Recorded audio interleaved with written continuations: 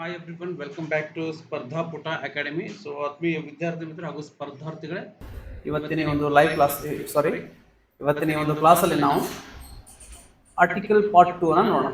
So ನಾವು ಈಗಾಗಲೇ ಈಗ ಪಾರ್ಟ್ 1 ಅನ್ನು ನೋಡಿದ್ದೇವೆ. ಸೊ ಇವತ್ತು ಪಾರ್ಟ್ 2 ಅನ್ನು ನೋಡೋಣ. ಸೊ ಪಾರ್ಟ್ 2 ಕೂಡ ಸಾಕಷ್ಟು ಇಂಪಾರ್ಟೆಂಟ್ ಆಗಿರ್ತಕ್ಕಂಥದ್ದು. ಸೊ ಪಾರ್ಟ್ 2 ಅಲ್ಲಿ ನಾವು ಈ ಆರ್ಟಿಕಲ್ಸನ್ನು, ಅದರಲ್ಲಿ ವಿಶೇಷವಾಗಿ ಡೆಫಿನೆಟ್ ಆರ್ಟಿಕಲ್ ಬಗ್ಗೆ ನೋಡೋಣ. ಸೊ ಡೆಫಿನೆಟ್ ಆರ್ಟಿಕಲ್ ಬಂದು ಈ ರೀತಿ ಇರ್ತದೆ. ಒಂದೊಂದಾಗಿ ನಾವು ಈ ಹಿಂದೆ ಪಾರ್ಟ್ 1 ಹೇಳಿದಂತಹ ಎಲ್ಲ ಯೂಸೇಜಸ್ಗಳನ್ನು ಒಂದೊಂದಾಗಿ ಅಥವಾ ರೂಲ್ಸ್ಗಳನ್ನು ಒಂದೊಂದಾಗಿ ಡಿಸ್ಕಸ್ ಮಾಡ್ತಾ ಹೋಗೋಣ.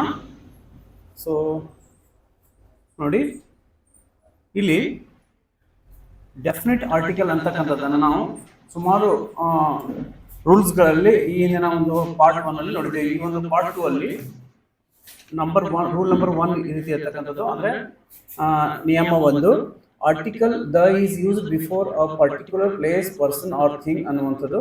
ಸೊ ಈ ಆರ್ಟಿಕಲ್ ಅನ್ನುವಂಥದ್ದನ್ನು ನಾವು ಎಲ್ಲೆಲ್ಲಿ ಯೂಸ್ ಮಾಡ್ತೀವಿ ಅಂದರೆ ಪರ್ಟಿಕ್ಯುಲರ್ ಪ್ಲೇಸ್, ಹಾಗೆಯೇ ಪರ್ಸನ್, ಹಾಗೆಯೇ ಥಿಂಗ್ಸ್ಗಳನ್ನು ಹೇಳಲಿಕ್ಕೆ ಬಳಸ್ತೇವೆ ಅನ್ನುವಂಥದ್ದು. ಯಾವುದನ್ನು? ಈ ಡೆಫಿನೆಟ್ ಆರ್ಟಿಕಲ್ ದ ಅನ್ನುವಂಥದ್ದನ್ನು. ಸೊ ನೋಡಿ, ಎಕ್ಸಾಂಪಲ್ ನೋಡೋಣ ಒಂದೊಂದಾಗಿ. ಈಗ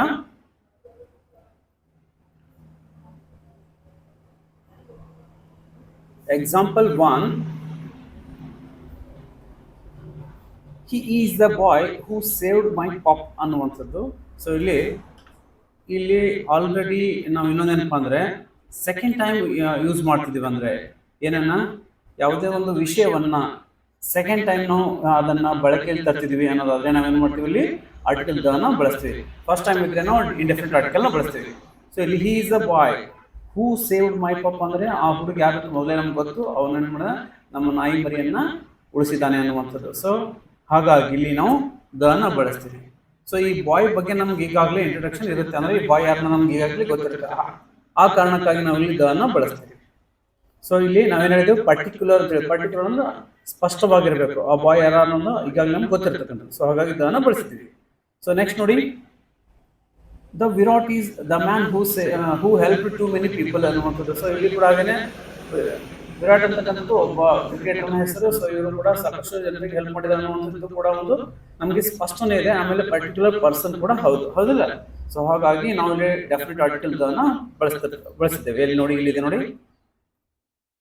ಸೊ ನೆಕ್ಸ್ಟ್ ಎಕ್ಸಾಂಪಲ್ ನಂಬರ್ 3 ನೋಡೋಣ. Bombay is the biggest city of India. So ಇಲ್ಲಿ Bombay is the biggest city of India ಅಂತಕ್ಕಂಥದ್ದು the best example for the place ಅಂತ ನೋಡ್ತೀವಿ. ಸೊ ಇಲ್ಲಿ ನಾವೇನು ಹೇಳಿದ್ವಿ, ಮೊದಲಿಗೆ ಏನು ಹೇಳಿದ್ವಿ, ಪ್ಲೇಸ್. ಸೊ ಈ ಡೆಫಿನೆಟ್ ಆರ್ಟಿಕಲ್ ನಾವು ಎಲ್ಲೇ ಬಳಸ್ತೀವಿ, particular place, person or thing ಅಂತ ಹೇಳಿದ್ವಿ. ಸೊ ಇಲ್ಲಿ ಫಸ್ಟ್ ಎಕ್ಸಾಂಪಲ್ ಬಂದು ಇಲ್ಲಿ ನೋಡಿ, he is a boy who saved my pop ಅಂತಕ್ಕಂಥದ್ದು ಅಲ್ಲಿ ಪರ್ಸನ್ಗಳಿಗೆ ಸಂಬಂಧಪಟ್ಟಂಥದ್ದು. ಹಾಗೆಯೇ ವಿರಾಟ್ ಕೂಡ ಪರ್ಸನ್ಗೆ ಸಂಬಂಧಪಟ್ಟಂಥದ್ದು. ಸೊ ಇಲ್ಲಿ ಬಾಂಬೆ ಅಂತಕ್ಕಂಥದ್ದು ಒಂದು ಲೊಕೇಶನ್ ಅನ್ನು, ಒಂದು ಪ್ಲೇಸ್ ಅನ್ನ ರಿಪ್ರೆಸೆಂಟ್ ಮಾಡುವಂಥದ್ದು. ಹಾಗಾಗಿ ಅದು ಪ್ಲೇಸ್ಗೆ ಎಕ್ಸಾಂಪಲ್ ಆಗಿ ನೋಡ್ತಾರೆ. So next 4th one, the bike which you have it is very expensive ಅನ್ನುವಂಥದ್ದು. ಸೊ ನಿನ್ನ ಹತ್ರ ಇರುವಂಥ ಬೈಕ್ ಸಾಕಷ್ಟು ಕಾಸ್ಟ್ಲಿ ಆಗಿರುವಂಥದ್ದು. ಸೊ ಇದು ಕೂಡ ಥಿಂಗ್ಸ್ಗೆ ಎಕ್ಸಾಂಪಲ್ ಆಗಿ ನೋಡ್ತೀವಿ. ಸೊ ಬೈಕ್ ಅಂತಕ್ಕಂಥದ್ದು ಥಿಂಗ್ ಹೌದಿಲ್ಲ. ಸೊ ಹಾಗಾಗಿ ನಾವು ಥಿಂಗ್ ಎದುರುಗಡೆ ಕೂಡ ದ ಅನ್ನು ಬಳಸ್ತೀವಿ. ಪರ್ಟಿಕ್ಯುಲರ್ ಥಿಂಗ್ ಇರಬೇಕು. ಇನ್ನೊಂದು ನೆನಪಲ್ಲಿ ಪರ್ಟಿಕ್ಯುಲರ್ ಥಿಂಗ್ ಇರಬೇಕು, ಪರ್ಟಿಕ್ಯುಲರ್ ಪರ್ಸನ್ ಇರಬೇಕು, ಹಾಗೆ ಪರ್ಟಿಕ್ಯುಲರ್ ಪ್ಲೇಸ್ ಕೂಡ ಆಗಿರಬೇಕು. ಸೊ ರೂಲ್ ನಂಬರ್ 2 ಅನ್ನು ನೋಡೋಣ. ರೂಲ್ ನಂಬರ್ 2 ನೋಡಿ. ಸೊ ರೂಲ್ ನಂಬರ್ 2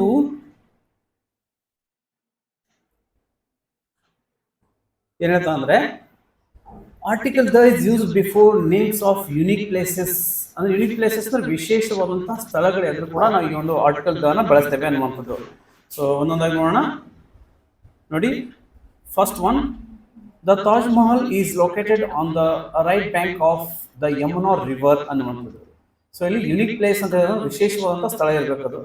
ಸೊ ಇಲ್ಲಿ ತಾಜ್ ಮಹಲ್ ಅಂತಕ್ಕಂಥದ್ದು right bank of Yamuna river ಅಂದರೆ ಯಮುನಾ ನದಿಯ ಬಲದಂಡೆಯ ಮೇಲೆ ಅದು ನೆಲೆಗೊಂಡಿದೆ. ಯಾವುದು? ತಾಜ್ ಮಹಲ್ ಅನ್ನುವಂಥದ್ದು. ಸೊ ಹಾಗಾಗಿ ಇದು ಕೂಡ ಒಂದು ಸಾಕಷ್ಟು ಯುನಿಕ್ ಪ್ಲೇಸ್. ತಾಜ್ ಮಹಲ್ ಅನ್ನುವಂಥದ್ದು ಜಗತ್ ಪ್ರಸಿದ್ಧಿ ಕೂಡ ಹೌದಿಲ್ಲ. ಸೊ ಹಾಗಾಗಿ ಇದನ್ನು ನಾವು ಯುನಿಕ್ ಪ್ಲೇಸ್ ಅಂತ ಕನ್ಸಿಡರ್ ಮಾಡ್ಬೋದು. ಸೊ ಹಾಗಾಗಿ ನಾವಿಲ್ಲಿ ಬಿಫೋರ್ ದ ತಾಜ್ ಮಹಲ್ ನಾವೇನು ಮಾಡಿದ್ವಿ, ದ ಅನ್ನ ಬಳಸಿದ್ವಿ. ಸೊ ನೆಕ್ಸ್ಟ್ ನೋಡಿ, example number 2, the Eiffel tower in Paris ಅನ್ನುವಂಥದ್ದು. ಸೊ ಎಫೆಲ್ ಟವರ್ ಎಲ್ರಿಗೂ ಗೊತ್ತಿರತಕ್ಕಂಥದ್ದು, ಚಿರಪರಿಚಿತ ಆಗಿರ್ತಕ್ಕಂಥದ್ದು. ಎಲ್ಲಿದೆ ಅದು? ಪ್ಯಾರಿಸ್ ನಲ್ಲಿದೆ. ಸೊ ನಾವು ಎಫೆಲ್ ಟವರ್ ಕಿನ್ನ ಮುಂಚೆ ಏನ್ ಬಳಸಿದ್ವಿ? ದ ಅಂತಕ್ಕಂಥ ಡೆಫಿನೆಟ್ ಆರ್ಟಿಕಲ್ ನ ಬಳಸಿದ್ವಿ, ಯಾಕಂದ್ರೆ ಅದ್ರ ಬಗ್ಗೆ ನಮಗೆ ಸ್ಪಷ್ಟನೆ ಇದೆ ಮತ್ತೆ ಯುನಿಕ್ ಪ್ಲೇಸ್ ಕೂಡ ಅದು ಹೌದು. ಸೊ ನೆಕ್ಸ್ಟ್ ಥರ್ಡ್ ಎಕ್ಸಾಂಪಲ್ ನೋಡಿ, the statue of liberty is a major tourist attraction ಅನ್ನುವಂಥದ್ದು. ಸೊ ಇಲ್ಲಿ ಈ ಒಂದು ಸ್ಟ್ಯಾಚ್ಯೂ ಆಫ್ ಲಿಬರ್ಟಿ ಅನ್ನುವಂಥದ್ದು ಜಗತ್ ಪ್ರಸಿದ್ಧವಾಗಿರ್ತಕ್ಕಂಥದ್ದು. ಸೊ ಅದು ಅಮೆರಿಕನ್ ಭೇಟಿ ಕೊಡುವಂಥ ಎಲ್ಲ ಟೂರಿಸ್ಟ್ಗಳಿಗೂ ಅದು ಏನಾಗಿರ್ತದೆ? ಅಟ್ರಾಕ್ಷನ್ ಪ್ಲೇಸ್ ಆಗಿರುವಂಥದ್ದು. ಸೊ ಹಾಗಾಗಿ we consider it as a unique place ಅನ್ನುವಂಥದ್ದು.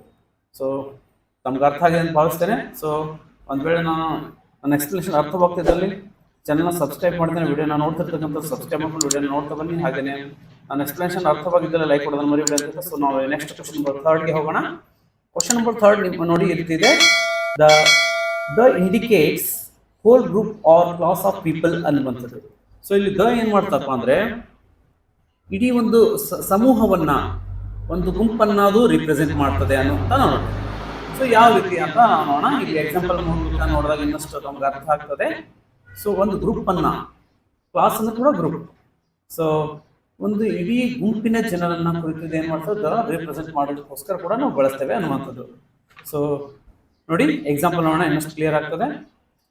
The students of 10th class are very brilliant ಅನ್ನುವಂಥದ್ದು. ಸೊ ಇಲ್ಲಿ 10ನೇ ಕ್ಲಾಸ್ ಹುಡುಗರು ತುಂಬಾ ಬುದ್ಧಿವಂತಿದ್ದಾರೆ ಅಂತ ನಾವು ಎಲ್ಲರೂ ಏಕಕಾಲಕ್ಕೆ ಇಡೀ ಗ್ರೂಪ್ ಅನ್ನ ಹೊಗಳ್ತಾ ಇದ್ದೀವಿ, ಹೌದಿಲ್ಲ? ಸೊ ಹಾಗಾಗಿ we should use here definite article the. So ಅರ್ಥ ಆಗ್ತದೆ ಅಂತ ಭಾವಿಸ್ತೇನೆ. Next example number 2, the middle classes took the danger away ಅನ್ನುವಂಥದ್ದು. ಸೊ ಮಿಡಲ್ ಕ್ಲಾಸ್ನ ಡೇಂಜರ್ ಇಂದ ಸಾಕ್ತಾ ಇದ್ದಾರೆ, ಅಂದ್ರೆ ಸಾಕಷ್ಟು ಕಷ್ಟದಿಂದ ಸಾಕ್ತಾ ಇದ್ದಾರೆ ಅನ್ನುವಂಥದ್ದು. ಸೊ ಇಲ್ಲಿ ಕೂಡ ನಾವು ಇಡೀ ಒಂದು ಮಿಡಲ್ ಕ್ಲಾಸ್ ಜನರ ಒಂದು ಸಮೂಹವನ್ನ ರಿಪ್ರೆಸೆಂಟ್ ಮಾಡಿ ಹೇಳ್ತೀವಿ. ಹಾಗಾಗಿ ನಾವು ಅದನ್ನ ಮಿಡಲ್ ಕ್ಲಾಸ್ ಬಿಫೋರ್ ಬಳಸಿರ್ತಕ್ಕಂಥದ್ದು. So next example number 3, the cow is a useful animal. ಇಲ್ಲಿ the cow is useful animal ಅಂತ ಇಲ್ಲಿ ತಾವು ಅನ್ಬೋದು, ಸರ್ ಕೌ ಅಂತಕ್ಕಂಥದ್ದು ಸಿಂಗ್ಯುಲರ್ ಇದೆಯಲ್ಲ, ನಾವು ತಾವೇನು ಹೇಳಿದ್ರಿ ಇಲ್ಲಿ ಮೇಲ್ಗಡೆ ಹೆಡಿಂಗ್ ಇಲ್ಲಿ ಹೇಳಿದ್ರಿ ಗ್ರೂಪ್ ಅಂತ ಹೇಳಿದಿರಲ್ಲ ಅಂತ ಕೇಳ್ಬೋದು. ಸೊ ಹೌದು, ಕೌ ಅಂತಕ್ಕಂಥದ್ದು ಸಿಂಗ್ಯುಲರ್ ಆಗಿದ್ರು ಕೂಡ ಅದೇನ್ ಮಾಡ್ತದೆ? ಇಡೀ ಒಂದು ಆಕಳ ಸಮೂಹವನ್ನ, ಹಸುವಿನ ಸಮೂಹವನ್ನ ರಿಪ್ರೆಸೆಂಟ್ ಮಾಡ್ತಿದೆ. ಸೊ ಇಲ್ಲಿ ಒಂದೇ ಕೌ ಯೂಸ್ಫುಲ್, ಮಿಕ್ಕಿದ ಕೌಗಳೆಲ್ಲ ಅನ್ಯೂಸ್ಫುಲ್ ಅಂತ ಹೇಳಕ್ಕಾಗುತ್ತದ? ಇಲ್ಲ, ಹೌದಿಲ್ಲ? ಸೊ ಎಲ್ಲಾ ಕೌಗಳು ಕೂಡ ಯೂಸ್ಫುಲ್. ಹಾಗಾಗಿ ಅದು ಇಡೀ ತನ್ನ ಸಮೂಹವನ್ನ, ತನ್ನ ಜಾತಿಯನ್ನ ರಿಪ್ರೆಸೆಂಟ್ ಮಾಡ್ತಿರ್ತಕ್ಕಂಥದ್ದು ಕೌ ಜಾತಿಯನ್ನ, ಹೌದಿಲ್ಲ? ಸೊ ಹಾಗಾಗಿ the cow is useful animal ಅಂತಕ್ಕಂಥದ್ದು ಒಂದು ಗ್ರೂಪ್ ಅಥವಾ ಕ್ಲಾಸ್ ಅನ್ನ ರಿಪ್ರೆಸೆಂಟ್ ಮಾಡ್ತಿದೆ. ಹಾಗಾಗಿ ನಾವು ಇದನ್ನ ಬಳಸಿರ್ತಕ್ಕಂಥದ್ದು. ಸೊ ನೆಕ್ಸ್ಟ್ 4th one ಎಕ್ಸಾಂಪಲ್ಗೆ ಹೋಗೋಣ. The camel is ship of desert ಅನ್ನುವಂಥದ್ದು. ಇಲ್ಲಿ ಕ್ಯಾಮಲ್ ಅಂದ್ರೆ ಏನು? ಒಂಟೆ. ಸೊ ಮರಳುಗಾಡಿನ ಹಡಗು ಯಾವುದು? ಕ್ಯಾಮಲ್ ಅನ್ನುವಂಥದ್ದು. ಸೊ ಇಲ್ಲಿ ಕ್ಯಾಮಲ್ ಕೂಡ ಒಂದೇ ಕ್ಯಾಮಲ್ ಅಲ್ಲ, ಇಡೀ ತನ್ನ ಕ್ಯಾಮಲ್ ಸಮೂಹವನ್ನು ರಿಪ್ರೆಸೆಂಟ್ ಮಾಡಿ ಅದು ಹೇಳ್ತಾ ಇರ್ತಕ್ಕಂಥದ್ದು. ಅದು ಒಂದು ಕ್ಯಾಮಲ್ ಮರಳುಗಾಡಿನ ಹಡಗು, ಇನ್ನೊಂದು ಕ್ಯಾಮಲ್ ಅಲ್ಲ ಅಂತ ಅಲ್ಲ, ಹೌದಿಲ್ಲ? ಎಲ್ಲಾ ಕ್ಯಾಮಲ್ಗಳು ಕೂಡ ಮರಳುಗಾಡಿನ ಹಡಗುಗಳೇ. ಸೊ ಹಾಗಾಗಿ ಇಲ್ಲಿ ನಾವು before the camel V used definite article the ಅನ್ನುವಂಥದ್ದು. ಸೊ ನಾವೀಗ ನೆಕ್ಸ್ಟ್ 4th one ಗೆ ಹೋಗೋಣ. 4th one ಯೂಸೇಜ್ ಅಥವಾ ರೂಲ್ ಯಾವ್ದನ್ನಾದ್ರೂ ತಾವು ಅಂದ್ಕೊಳ್ಳಿ. ಸೊ ನೋಡಿ 4th one ಯೂಸೇಜ್ ಏನು ಯಾವ ರೀತಿ ಇದೆ ಅನ್ನುವಂಥದ್ದು ನೋಡೋಣ. ಸೊ ನಾವೇನು ಹೇಳ್ತಾ ಬರ್ತಿದ್ವಿ ಈಗಾಗಲೇ ಹಿಂದಿನ 3 ಯೂಸೇಜ್ ಅನ್ನು ಹೇಳಿದ್ವಿ. ಆ ಎಲ್ಲಾ ಸಂದರ್ಭಗಳಲ್ಲಿ ನಾವೇನ್ ಮಾಡಬೇಕು? ಆರ್ಟಿಕಲ್ ದ ನ ಬಳಸಬೇಕು ಅನ್ನುವಂಥದ್ದು. ಸೊ ನೆಕ್ಸ್ಟ್ 4th one ನೋಡಿ, the indicates a special mountain range, river, ocean and C ಅನ್ನುವಂಥದ್ದು. ಸೊ ನಾವು ದ ನ ಯಾವಾಗ ಬಳಸ್ತೇವೆ ಅಂದ್ರೆ ಈ ಮೌಂಟೇನ್ಸ್ಗಳ ಎದುರುಗಡೆ ಯಾವ, ಅದರಲ್ಲಿ ವಿಶೇಷವಾಗಿ ಮೌಂಟೇನಿನ ರೇಂಜ್, ಅದರ ಎತ್ತರವನ್ನು ಹೇಳಲಿಕ್ಕೋಸ್ಕರ, ಹಾಗೇನೆ ರಿವರ್ ನದಿಗಳ ಹೆಸರನ್ನು ಹೇಳಲಿಕ್ಕೋಸ್ಕರ, ಹಾಗೇನೆ ಸಾಗರ ಮತ್ತು ಸಮುದ್ರಗಳ ಹೆಸರನ್ನು ಹೇಳಲಿಕ್ಕೋಸ್ಕರ ಕೂಡ ಈ ಒಂದು ಡೆಫಿನೆಟ್ ಆರ್ಟಿಕಲ್ ದ ನ ಬಳಸ್ತೇವೆ ಅನ್ನುವಂಥದ್ದು. ಸೊ ನೋಡಿ ಎಕ್ಸಾಂಪಲ್ ನೋಡಿ, I have visited the Mount Everest. So ಇಲ್ಲಿ I have visited the Mount Everest. The Mount Everest ಅಂತಕ್ಕಂಥದ್ದು ಇದು ಏನಪ್ಪಾ ಅಂದ್ರೆ ಒಂದು ಎತ್ತರದ ಪರ್ವತ ಶಿಖರ, ಹೌದಿಲ್ಲ? ಸೊ ಹಾಗಾಗಿ ನಾವಿಲ್ಲಿ ದ ಅನ್ನ ಬಳಸಿರ್ತಕ್ಕಂಥದ್ದು. ಸೊ ನೆಕ್ಸ್ಟ್ ನೋಡಿ, ಈಗ ಸೆಕೆಂಡ್ ಎಕ್ಸಾಂಪಲ್ ನೋಡಿ. ಸೆಕೆಂಡ್ ಎಕ್ಸಾಂಪಲ್ ಅಲ್ಲಿ ನಾವೇನ್ ತಗೊಂಡಿದ್ದಪ್ಪ ಅಂದ್ರೆ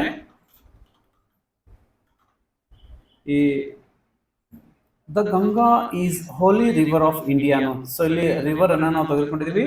ಸೊ ಗಂಗಾ ಎಂಥ river? Holy river. So Ganga ಒಂದು ಪವಿತ್ರವಾದ ನದಿ. ಯಾರಿಗೆ? ಭಾರತೀಯರಿಗೆ ಅನ್ನುವಂಥದ್ದು. ಸೊ ಭಾರತಕ್ಕೆ ಇರೋದು ಪವಿತ್ರವಾದ ನದಿ. So before the Ganga we used the, ಯಾಕೆಂದ್ರೆ ಗಂಗಾ ಅಂತಕ್ಕಂಥ ಸೊ ಇಂಪಾರ್ಟೆಂಟ್ ಆಗಿರುವಂತಹ ರಿವರ್. ಸೊ ಇನ್ನೊಂದೇನು ಬಂದು ನಾವು ರಿವರ್ ಎದುರುಗಡೆ ಬಳಸ್ತೀವಿ ಅಂತ ಈಗಾಗಲೇ ಮೊದಲಿಗೆ ಹೇಳಿರ್ತಕ್ಕಂಥದ್ದು. ಸೊ ನೆಕ್ಸ್ಟ್ ಥರ್ಡ್ ಒನ್ ನೋಡೋಣ. The Black Sea has a depth of 150 meters ಅನ್ನುವಂಥದ್ದು. ಸೊ ಬ್ಲ್ಯಾಕ್ ಸಿ ಅಂತಕ್ಕಂಥ ಸಮುದ್ರ ಅಂದ್ರೆ ಕಪ್ಪು ಸಮುದ್ರ ಎಷ್ಟು ಡೀಪ್ ಆಗಿದೆ? 150 ಮೀಟರ್ಗಳಷ್ಟು ಆಳವಾಗಿರ್ತಕ್ಕಂಥದ್ದು. ಸೊ ಇಲ್ಲಿ ಕೂಡ before the C V used definite article the ಅನ್ನುವಂಥದ್ದು. ಸೊ ಅರ್ಥ ಆಗಿ ಭಾವಿಸ್ತೇನೆ. ನೆಕ್ಸ್ಟ್ ಫೋರ್ತ್ ಒನ್ ಎಕ್ಸಾಂಪಲ್ ನೋಡೋಣ. The Atlantic ocean is the second largest ocean ಅನ್ನುವಂಥದ್ದು. ಸೊ ಅಟ್ಲಾಂಟಿಕ್ ಓಷಿಯನ್ ಅಂದ್ರೆ ಸಾಗರ. ಸೊ ಅಟ್ಲಾಂಟಿಕ್ ಸಾಗರ ಸೆಕೆಂಡ್ ಲಾರ್ಜೆಸ್ಟ್ ಅಂದ್ರೆ ಎರಡನೇ ಅತಿ ದೊಡ್ಡ ಸಾಗರ ಅಥವಾ ಮಹಾಸಾಗರ ಆಗಿರ್ತಕ್ಕಂಥದ್ದು. ಸೊ ಈ ರೀತಿ ನಾವು ದ ಡೆಫಿನೆಟ್ ಆರ್ಟಿಕಲ್ ದ ಅನ್ನ ನಾವು ಮೌಂಟೇನ್ಗಳ ರೇಂಜ್ಗಳ ಎದುರುಗಡೆ, ಹಾಗೆಯೇ ರಿವರ್ಸ್ಗಳ ಎದುರುಗಡೆ, ಹಾಗೆಯೇ ಓಷಿಯನ್ ಮತ್ತೆ ಸೀಗಳ ಎದುರುಗಡೆ ಬಳಸ್ತೀವಿ. ಸೊ ಇನ್ನು ಯಾವುದೇ ಸಂದರ್ಭದಲ್ಲಿ ಈ ಎಲ್ಲ ಅಂಶಗಳು ಬಂದ್ರೆ ಅಲ್ಲಿ ನಾವು ಏನು ಬಳಸಬೇಕು? ದ ಡೆಫಿನೆಟ್ ಆರ್ಟಿಕಲ್ ದ ಅನ್ನ ಬಳಸಬೇಕು. ಸೊ ಬ್ಲ್ಯಾಕ್ ಸಿ ನಮ್ಗೆ ಏನೋ ಡೌಟ್ ಇರುತ್ತೆ, ಡೆಫಿನೆಟ್ ಆಗಿ ಅದೇ ಬ್ಲ್ಯಾಕ್ ಸಿ ಅಂತ ಗೊತ್ತಾಗುತ್ತೆ. ಹಾಗೆ ಅಟ್ಲಾಂಟಿಕ್ ಸಾಗರ್ ಅಂತ ಅದೇ ಅಂತ ಗೊತ್ತಾಗುತ್ತೆ. ಗಂಗಾ ಅಂತ ಅದೇ ಗೊತ್ತಾಗುತ್ತೆ. ಹಾಗೇನೆ ಮೌಂಟ್ ಎವರೆಸ್ಟ್ ಅಂದ್ರೆ ಅದೇ ಅಂತ ಎಲ್ಲರಿಗೂ ಗೊತ್ತಿರ್ತಕ್ಕಂಥದ್ದು. ಅದ್ರ ಬಗ್ಗೆ ಯಾವುದೇ ಅನುಮಾನ ಇರೋದಿಲ್ಲ, ಸ್ಪೆಸಿಫಿಕ್ ಆಗಿರುತ್ತೆ. ಸೊ ಹಾಗಾಗಿ we should use definite article the ಅನ್ನುವಂಥದ್ದು. ಸೊ ನೆಕ್ಸ್ಟ್ ನೋಡಿ, number 5, the before particular news paper and magazines ಅನ್ನುವಂಥದ್ದು. ಸೊ ದ ಅನ್ನು ನಾವು ಪರ್ಟಿಕ್ಯುಲರ್ ನ್ಯೂಸ್ ಪೇಪರ್ ಮತ್ತೆ ಮ್ಯಾಗಝಿನ್ಸ್ಗಳೆಲ್ಲ ಕೂಡ ಬಳಸ್ತೇವೆ ಅನ್ನುವಂಥದ್ದು. ಸೊ ಯಾವ ರೀತಿ ಅನ್ನುವಂಥ ನೋಡೋಣ. ನೋಡಿ ಇಲ್ಲಿ ಎಕ್ಸಾಂಪಲ್ ನೋಡೋದು ಗೊತ್ತಾಗುತ್ತೆ. The Indian express is the famous news paper ಅನ್ನುವಂಥದ್ದು. ಸೊ ಇಲ್ಲಿ ಇಂಡಿಯನ್ ಎಕ್ಸ್ಪ್ರೆಸ್ ಅಂತಕ್ಕಂಥದ್ದು one of the news paper ಆಗಿರ್ತಕ್ಕಂಥದ್ದು. ಸೊ ನಾವೇನ್ ಮಾಡ್ತೀವಿ? ಈ ಒಂದು ನ್ಯೂಸ್ ಪೇಪರ್ ಎದುರುಗಡೆ ನಾವೇನ್ ಮಾಡ್ತೀವಿ? ದ ಅನ್ನ ಬಳಸ್ತೀವಿ, ಹೌದಿಲ್ಲ?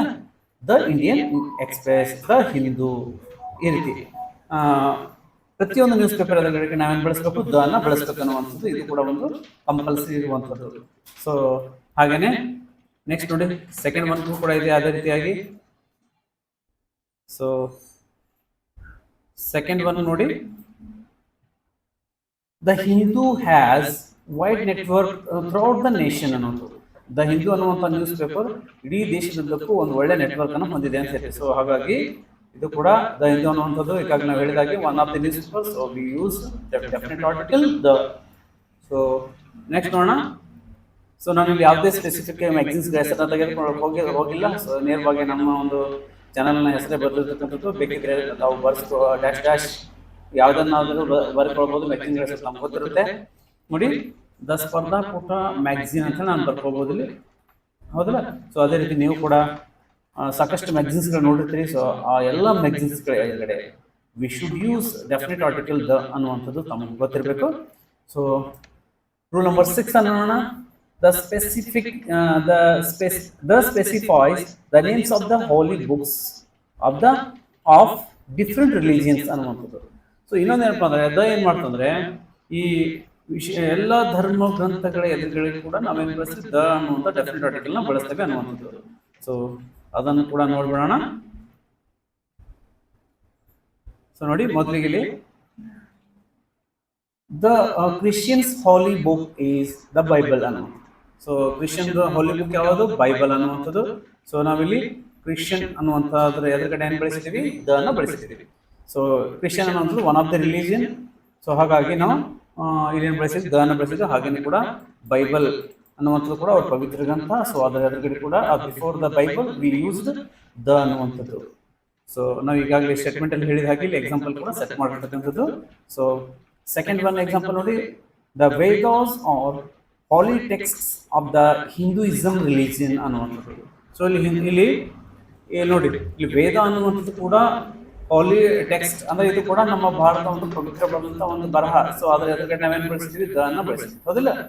ಸೊ ನೆಕ್ಸ್ಟ್ ನೋಡಿ, example number 3, the Guru Granth Sahib is the holy book of Sikhs. So ಇಲ್ಲಿ ಗುರು ಗ್ರಂಥ ಸಾಹಿಬ ಅಂತಕ್ಕಂಥ ಕೂಡ ಒಂದು ಹೋಲಿ ಬುಕ್. ಯಾರು? ಸಿಖ್ಖರಿಗೆ ಸಂಬಂಧಪಟ್ಟಂಥದ್ದು. ಸೊ 6 ಜನಾಂಗಕ್ಕೆ ಸಂಬಂಧಪಟ್ಟಂತ ಹಾಲಿ ಬುಕ್. ಸೊ ಅದರ ಎದುರುಗಡೆ ನಾವೇನ್ ಮಾಡಿದ್ವಿ? ಡೆಫಿನೆಟ್ ಆರ್ಟಿಕಲ್ ದ ಅನ್ನ ಬಳಸಿದ್ವಿ, ಹೌದಿಲ್ಲ? So next Fourth one example, the Quran is the holy book of the Islamic. So ಇಲ್ಲಿ ಕೂಡ ಕುರಾನ್ ಅಂತಕ್ಕಂಥ ಕೂಡ ಇಸ್ಲಾಮಿಕ್ ಧರ್ಮಕ್ಕೆ ಸಂಬಂಧಪಟ್ಟಂತ ಪವಿತ್ರವಾದಂತ ಗ್ರಂಥ. ಸೊ ಅದರ ಎದುರುಗಡೆ ಕೂಡ ನಾವೇನು ಬಳಸಿದ್ವಿ, ದ ಬಳಸಿರ್ತೇವೆ. ಸೊ ಈ ರೀತಿಯಾಗಿ thus specifies the names of the holy books of different religions. So ಇಲ್ಲಿ ದ ಅಂತಕ್ಕಂಥದ್ದು ವಿವಿಧ ಧರ್ಮ ಗ್ರಂಥಗಳ ಎದುರುಗಡೆ ಕೂಡ ನಾವು ಬಳಸ್ತೇವೆ ಅನ್ನುವಂಥದ್ದು. ಯಾಕಂದ್ರೆ ಧರ್ಮ ಗ್ರಂಥಗಳ ಬಗ್ಗೆ ನಮಗೆ ಸ್ಪಷ್ಟನೆ ಇರ್ತದೆ, ಯಾವುದೇ ಅನುಮಾನ ಇರೋದಿಲ್ಲ, ಅಲ್ಲಿ ಯಾವುದೇ ರೀತಿಯ ಇಂಡೆಫಿನಿಟ್ ಇರೋಲ್ಲ, ಡೆಫಿನೆಟ್ ಇರುತ್ತೆ. ಸೊ ಹಾಗಾಗಿ we should use definite article the ಅನ್ನುವಂಥದ್ದು. ಸೊ ನೆಕ್ಸ್ಟ್ ಈಗ ನಾವು ಸೆವೆಂತ್ ಒಂದು ರೂಲ್ ಹೋಗೋಣ. ರೂಲ್ ನಂಬರ್ 7, ನಿಯಮ 7 ಏನಂತಂದ್ರೆ the before abbreviations which like this. So ಇಲ್ಲಿ ದ ಅನ್ನುವಂಥದ್ದನ್ನ ಅಬ್ರಿವೇಷನ್ಸ್ಗಳ ಎದುರುಗಡೆ, ಅಬ್ರಿವೇಷನ್ಸ್ ಅಂದ್ರೆ ಮತ್ತೇನಲ್ಲ ಫುಲ್ ಫಾರ್ಮ್ಸ್ ಅನ್ನುವಂಥದ್ದು. ಸೊ ಫುಲ್ ಫಾರ್ಮ್ಸ್ಗಳ ಎದುರುಗಡೆ ಕೂಡ ನಾವೇನು ಬಳಸ್ತೀವಿ, ಈ ಒಂದು ದ ಅನ್ನುವಂಥ ಡೆಫಿನೆಟ್ ಆರ್ಟಿಕಲ್ನ ಬಳಸ್ತೇವೆ. ಸೊ ನೋಡೋಣ, ಎಕ್ಸಾಂಪಲ್ ನೋಡೋಣ.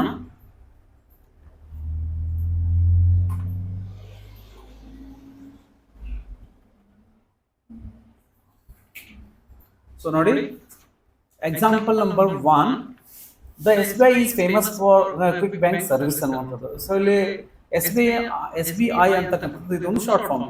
So we used the before the SBI. So ಇಲ್ಲಿ ನಾವು SBI ಎದುರುಗಡೆ ಏನು ಬಳಸಿದ್ವಿ, ದ ಅನ್ನ ಬಳಸಿದ್ವಿ, ಹೌದಿಲ್ಲ? ಸೊ SBI ಅಂತಕ್ಕಂಥ ಶಾರ್ಟ್ ಫಾರ್ಮ್, ಫುಲ್ ಫಾರ್ಮ್ ತಮ್ಮೆಲ್ಲ ಗೊತ್ತು, ಸ್ಟೇಟ್ ಬ್ಯಾಂಕ್ ಆಫ್ ಇಂಡಿಯಾ ಅನ್ನುವಂಥದ್ದು. ಸೊ SBI ಅಂತಕ್ಕಂಥದ್ದು ಯಾವುದಕ್ಕೆ ಫೇಮಸ್ ಆಗಿದೆ, ಕ್ವಿಕ್ ಬ್ಯಾಂಕ್ ಸರ್ವಿಸ್ಗೆ ಅಂತ ನಾವು ನೋಡ್ತೇವೆ. ಸೊ ಇಲ್ಲಿ ನಮ್ಗೆ ಅದು ಯಾವುದಕ್ಕೆ ಫೇಮಸ್ ಆಗಿದೆ ಅನ್ನುವಂಥದ್ದು ಇಂಪಾರ್ಟೆಂಟ್ ಅಲ್ಲ. ಸೊ ಆ ಶಾರ್ಟ್ ಫಾರ್ಮ್ ಎದುರು ನಾವು ಏನು ಬಳಸಿದ್ದೀವಿ ಅನ್ನುವಂಥದ್ದು ಇಂಪಾರ್ಟೆಂಟ್. ಸೊ ಏನು ಬಳಸಿದ್ವಿ ನಾವು ಡೆಫಿನೆಟ್ ಆರ್ಟಿಕಲ್ ದ ಅನ್ನ ಬಳಸಿದ್ವಿ. ಸೊ ನೆಕ್ಸ್ಟ್ ನೋಡಿ, example number 2, the UK is famous for making planes. So UK ಯಾವುದಕ್ಕೆ ಫೇಮಸ್ ಇದೆ, ಪ್ಲೇನ್ಸ್ ಅಂದ್ರೆ ವಿಮಾನಗಳ ನಿರ್ಮಾಣಕ್ಕೆ UK ಫೇಮಸ್ ಆಗಿದೆ. UK ಅಂದ್ರೆ ಯುನೈಟೆಡ್ ಕಿಂಗ್ಡಮ್ ಅಂತ ನೋಡ್ತೀವಿ. ಸೊ UK ಅಂತಕ್ಕಂಥದ್ದು ಕೂಡ ಒಂದು ಶಾರ್ಟ್ ಫಾರ್ಮ್. ಸೊ ಇದರ ಒಂದು ಅಬ್ರಿವೇಷನ್ ಏನಾಗ್ತದೆ, ಯುನೈಟೆಡ್ ಕಿಂಗ್ಡಮ್ ಆಗ್ತದೆ. ಸೊ ಅದ್ರ ಫುಲ್ ಫಾರ್ಮ್ ಏನಾಗ್ತದೆ, ಯುನೈಟೆಡ್ ಕಿಂಗ್ಡಮ್. ಸೊ ಅದರ ಎದುರಿಗೆ ನಾವೇನು ಬಳಸಿದ್ದೀವಿ,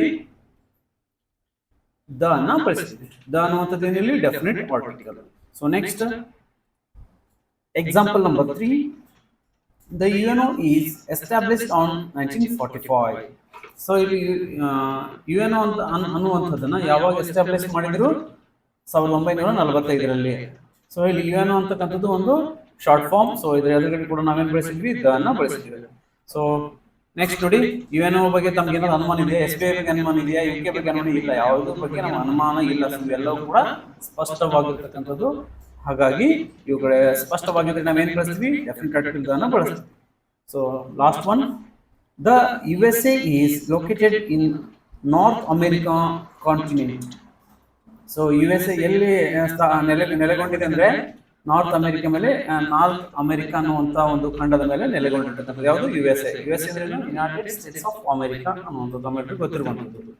ಸೊ ಈ ರೀತಿಯಾಗಿ ನಾವು the before abbreviations which like this ಅಂತ ಹೇಳ್ತೀವಲ್ಲ. ಸೊ ವಿಚ್ ಲೈಕ್ ಅಂದ್ರೆ ಯಾವ, ಇವೆ SBI, UK, UNO and USA ಅನ್ನುವಂಥದ್ದು. ಸೊ ಇದು ತಮಗೆ ಕ್ಲಿಯರ್ ಆಗಿದೆ ಅಂತ ಭಾವಿಸ್ತೇನೆ. ಸೊ ನಾವೀಗ ನೆಕ್ಸ್ಟ್ ಕ್ವಶನ್, ರೂಲ್ ನಂಬರ್ 8 ನೋಡೋಣ. The is used before the names of musical instruments. So the ನಾವು ಎಲ್ಲಿ ಬಳಸ್ತೇವೆ ಅಂದ್ರೆ before the names of musical instruments. So ಈ ಒಂದು ಮ್ಯೂಸಿಕಲ್ ಇನ್ಸ್ಟ್ರೂಮೆಂಟ್ಸ್ ಎದುರುಗಡೆ ಕೂಡ ನಾವೇನು ಬಳಸ್ತೀವಿ, ದ ಅನ್ನ ಬಳಸ್ತೇವೆ ಅನ್ನುವಂಥದ್ದು. ಸೊ ಅದು ಕೂಡ ನಮ್ಗೆ ಗೊತ್ತಿರಬೇಕು. ಸೊ ನೋಡಿ, ಎಕ್ಸಾಂಪಲ್ ನೋಡೋಣ.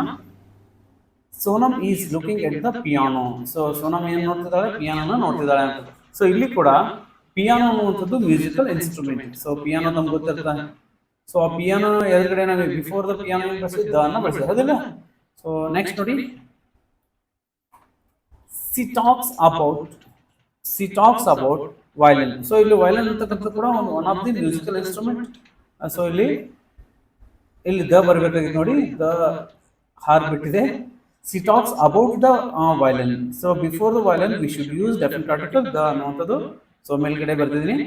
So next example number 3, he is playing the sitar. So sitar ಅಂತಕ್ಕಂಥ ಇದು ಕೂಡ one of the musical instrument. So before the sitar we used the ಅಂತ ಇಲ್ಲಿ ನೋಡ್ಬೋದು. So next fourth one, she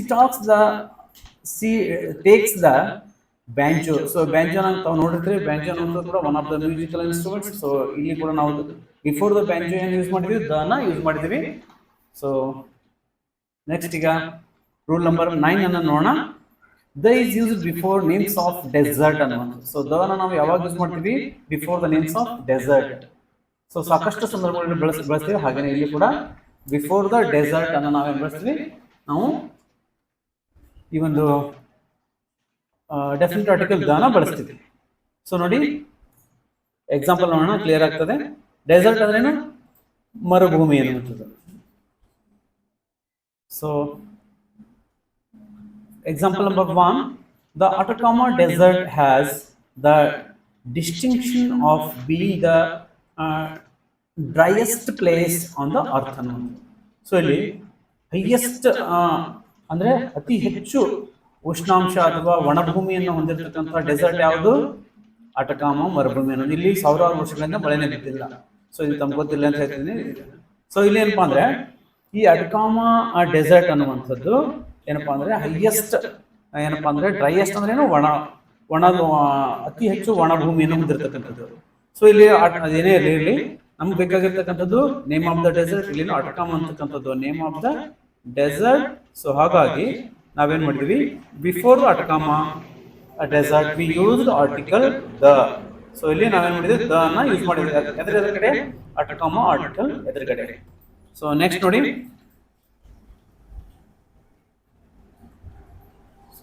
second example, the Sahara Desert is third largest desert in the world ಅನ್ನುವಂಥದ್ದು.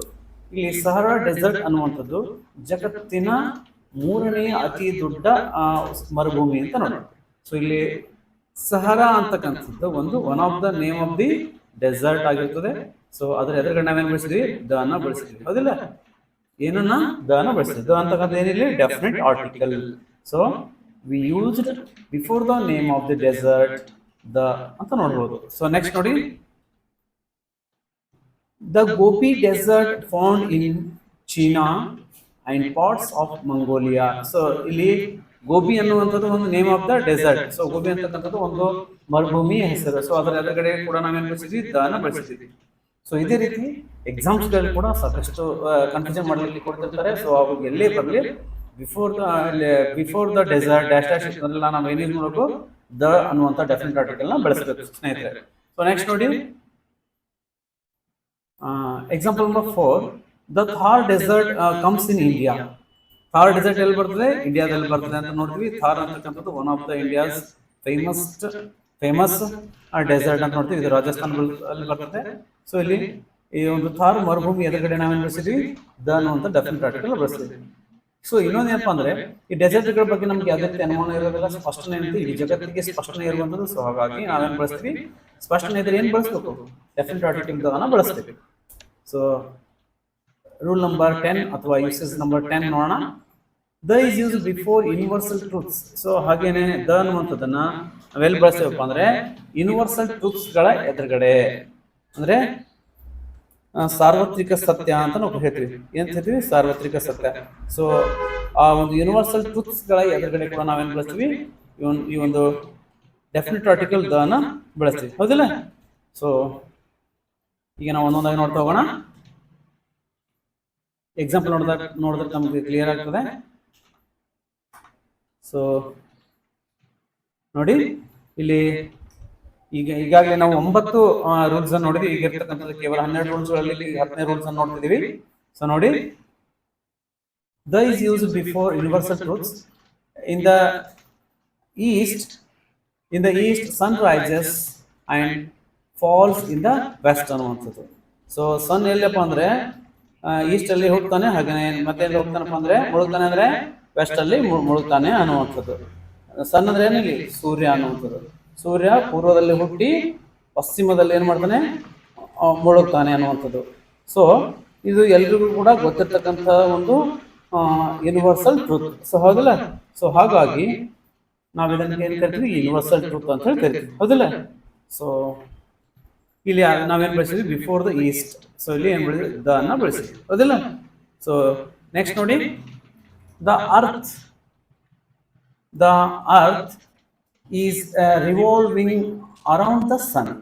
So ಭೂಮಿ ಸೂರ್ಯನ ಸುತ್ತ ಸುತ್ತುತ್ತಿದೆ ಅನ್ನುವಂಥದ್ದು. ಸೊ ಇಲ್ಲಿ ಕೂಡ ಭೂಮಿ ಅಂತಕ್ಕಂಥದ್ದು ಜಗತ್ತಿಗೆ ಒಂದೇ, ಅದು ಸುತ್ತುತ್ತಿದೆ ಅನ್ನುವಂಥದ್ದು ಜಗತ್ತಿಗೆ ಗೊತ್ತಿರುವಂತಹ ಒಂದು ಟ್ರುತ್, ಹಾಗೇನೆ ಯೂನಿವರ್ಸಲ್ ಟ್ರುತ್ ಅಂತ ನಾವು ಕರಿತೀವಿ.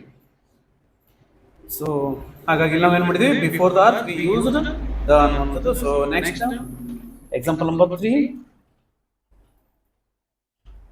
ಎಕ್ಸಾಂಪಲ್ ನಂಬರ್ 3 ನೋಡಿ, the earth is spherical in shape ಅನ್ನುವಂಥದ್ದು. ಸೊ ಇಲ್ಲಿ ಅರ್ಥ ಅಂತಕ್ಕಂಥದ್ದು ಅಥವಾ ಭೂಮಿ ಅಂತಕ್ಕಂಥದ್ದು ಕಿತ್ತಳೆ ಆಕಾರದಲ್ಲಿದೆ. ಯಾವ ಆಕಾರದಲ್ಲಿದೆ? ಕಿತ್ತಳೆ ಆಕಾರದಲ್ಲಿ ನೋಡಿ, ಹೌದಲ್ಲ? ಸೊ ಹಾಗಾಗಿ ಇಲ್ಲಿ ಕೂಡ ಅದು ಜಗತ್ತಿಗೆ ಗೊತ್ತಿರ್ತಕ್ಕಂಥ ಒಂದು ಯೂನಿವರ್ಸಲ್ ಟ್ರೂತ್. ಹಾಗಾಗಿ we use the before the earth ಅಂತ ನೋಡ್ತೀವಿ. So next fourth one example, change is the law of nature ಅನ್ನುವಂಥದ್ದು. ಇಲ್ಲಿ ಬದಲಾವಣೆ ಅಂತಕ್ಕಂಥದ್ದು ಪ್ರಕೃತಿಯ ನಿಯಮ ಅಂತ ನಾವೇನ್ ಕನ್ನಡದಲ್ಲಿ ಹೇಳ್ತೀವಿ, ಅದನ್ನ ನಾವು ಇಂಗ್ಲಿಷ್ ಹೇಳ್ತೀವಿ change is the law of nature ಅಂತ ಹೇಳ್ತೀವಿ. ಸೊ ಇಲ್ಲಿ ಕೂಡ ಹಾಗೇನೆ ನಾವಿಲ್ಲಿ ಇದು ಎಲ್ಲ ಸಾರ್ವತ್ರಿಕವಾಗಿರ್ತಕ್ಕಂಥ ಹೇಳಿಕೆ, ಎಲ್ಲರಿಗೂ ಗೊತ್ತಿರ್ತಕ್ಕಂಥದ್ದು. ಸೊ ಹಾಗಾಗಿ we use the before the law ಅನ್ನುವಂಥದ್ದು. ಸೊ ನೆಕ್ಸ್ಟ್ ನೋಡಿ, rule number 11, the is use before ordinal numbers and directions. So ನಾವು ದ ನ ಎಲ್ಲಿ ಬಳಸ್ತೀವಿ ಅಂದ್ರೆ before the ordinal numbers and directions ಅಲ್ಲಿ ಬಳಸ್ತೀವಿ ಅನ್ನುವಂಥದ್ದು. So ordinal number is nothing but first, second, third, fourth, fifth, six, seventh, eight ಈ ರೀತಿ ಹೇಳಿಲ್ಲ. ಸೊ ಅವುಗಳನ್ನ ನಾವೇನ್ ಕರಿತೀವಿ? ಆರ್ಡಿನಲ್ ನಂಬರ್ಸ್ ಅಂತ ಕರಿತೀವಿ. 1 2 3 ಅಲ್ಲ, ಫಸ್ಟ್, ಸೆಕೆಂಡ್, ಥರ್ಡ್ ಈ ರೀತಿ ಹೇಳಿಲ್ಲ. ಸೊ ಅವುಗಳನ್ನ ನಾವು ಆರ್ಡಿನಲ್ ನಂಬರ್ಸ್ ಅಂತ ಕರಿತೀವಿ. ಸೊ ಡೈರೆಕ್ಷನ್ ಅಂದ್ರೆ ನಮ್ಗೆ ಗೊತ್ತು, ದಿಕ್ಕನ್ನು ಸೂಚಿಸ್ತಕ್ಕಂಥದ್ದು. ಸೊ ಎಕ್ಸಾಂಪಲ್ ನೋಡೋಣ. Example number 1, I have read the first chapter. So ನಾನು ಫಸ್ಟ್ ಚಾಪ್ಟರ್ ಈಗಾಗಲೇ ಓದಿದ್ದೀನಿ ಅನ್ನುವಂಥದ್ದು. ಸೊ ಇಲ್ಲಿ ಫಸ್ಟ್ ಅಂತಕ್ಕಂಥದ್ದು ordinal. So before the ordinal we use definite article the. ಇಲ್ಲಿ ನೋಡ್ಬೋದು ತಾವು. ಸೊ ನೆಕ್ಸ್ಟ್ ನೋಡಿ, ಸೆಕೆಂಡ್ ಎಕ್ಸಾಂಪಲ್.